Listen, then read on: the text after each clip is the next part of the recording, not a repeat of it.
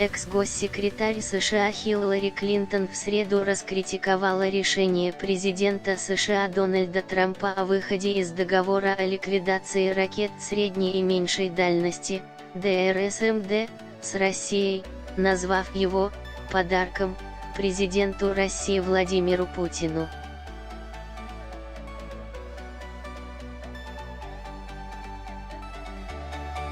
Как сообщается, Клинтон сделала такое заявление во время мероприятия Джорджтаунского университета.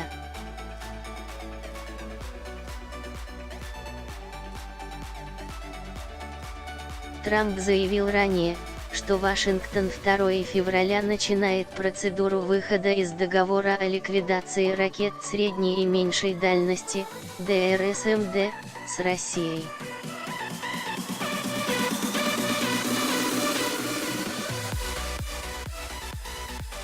Госсекретарь Майк Помпео заявил, что, если Россия не вернется к полному и проверяемому соблюдению договора в течение 6-месячного периода, договор будет расторгнут.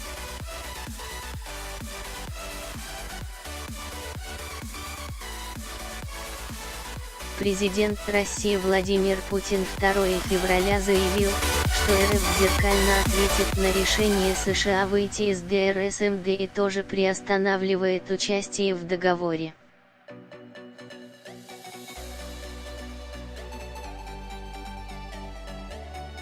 Глава государства отметил, что Россия не должна и не будет втягиваться в затратную для Москвы гонку вооружений.